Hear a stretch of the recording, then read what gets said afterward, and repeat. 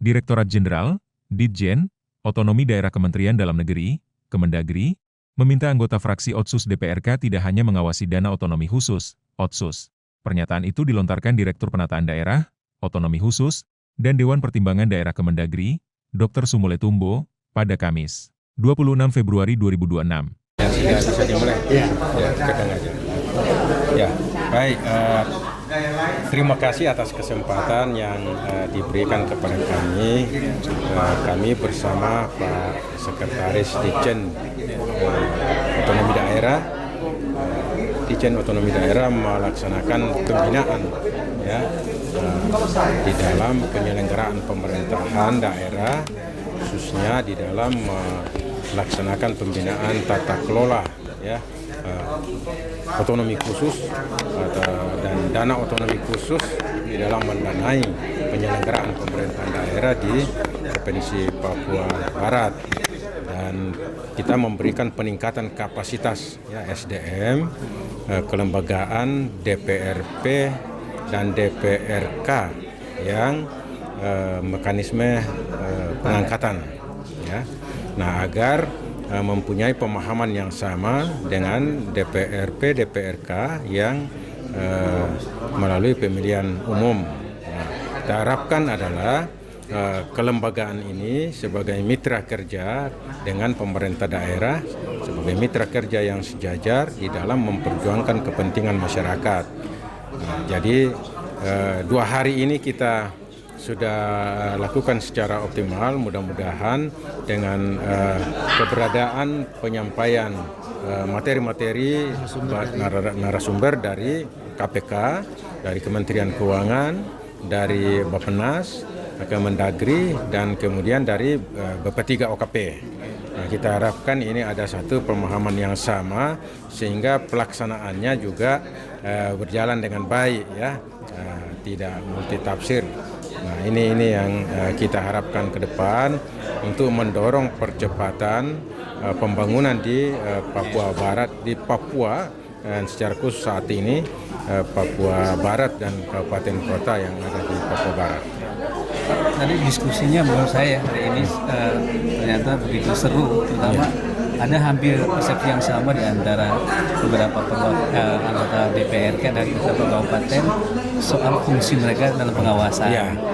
Nah, tadi mereka mengatakan ya ada yang karena semacam ada pembatasan di internal mereka, lalu ada masalah lain. Apakah memang mereka itu khusus untuk mengawasi dana otsus atau memang sebenarnya fungsi mereka lebih dari itu? Iya, lebih dari itu, artinya Pak, di dalam melaksanakan tugas pokok dan fungsi secara kelembagaan DPRK, dia akan melaksanakan pengawasan penyelenggaraan pemerintahan daerah, pengawasan perda, perkada agar efektif. Nah, sehingga secara kelembagaan tadi kita sudah sampaikan bahwa ini antara DPRK dengan pemerintah daerah itu ya mempunyai tugas wewenang masing-masing ya.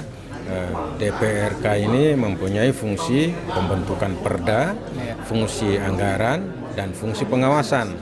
Nah, sehingga semua ya proses yang dilakukan, kebijakan yang ditetapkan oleh pemerintah daerah yang mulai dari keterlibatan mereka ini mulai dari perencanaan, kemudian membahas kebijakan umum APBD, menetapkan bersama prioritas plafon anggaran sementara, dan kemudian membahas ranperda APBD, ya menyetujui bersama, ditetapkan menjadi peraturan daerah, dan kemudian dilakukan pengawasan di dalam pelaksanaannya. Nah, sehingga apa yang dijanjikan kepada masyarakat itu betul-betul itu yang direalisasikan. Nah, itu. Ketika teman-teman terbicara soal pengawasan dana otsus ya, ternyata di internal DPR dengan terutama yang terpilih melalui pilkada, mereka mengatakan tidak ada hambatan ketika pimpinan lain tidak menyetujui usulan mereka. Itu sebabnya. Iya, enggak. Perlu surat khusus? Enggak. Ini kan bekerja, ya, kan secara kolektif kolegial ya. Iya. Artinya apa? Semua dibahas di internal kelembagaan DPRP ini untuk kemudian nanti apa yang diputuskan itulah yang kemudian disampaikan kepada pemerintah daerah.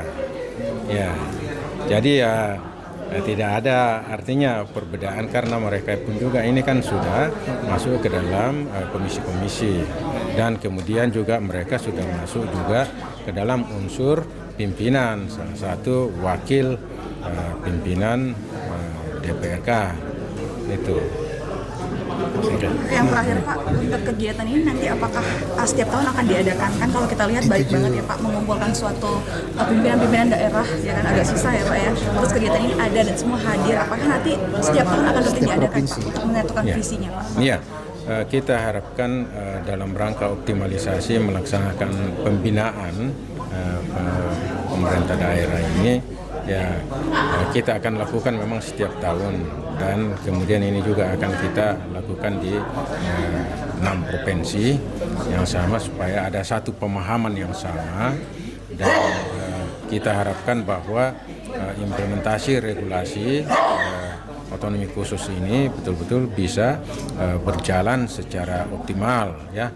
Sekarang kan kalau kita melihat saat ini secara payung hukum mulai dari Undang-Undang 21 dan terakhir perubahannya Undang-Undang 2, PP 106, PP 107, saya kira sudah memayungi semua bagaimana keberpihakan, ya pemberdayaan pada OAP, tinggal pelaksanaannya ya yang harus kita lakukan pengawalan dan pengawasannya sehingga apa yang kita harapkan itu yang terrealisasi kepada masyarakat, layanan itu yang terrealisasi kepada masyarakat. Satu lagi boleh Pak? Tadi ada pernyataan Bapak yang menarik menurut saya ketika meminta fraksi otonomi DPR Otsus jangan hanya menyetujui atau menolak kalau ada laporan, tapi memberikan saran perbaikan. Itu tidak boleh. Iya, jadi terkait dengan itu tadi itu mengenai apa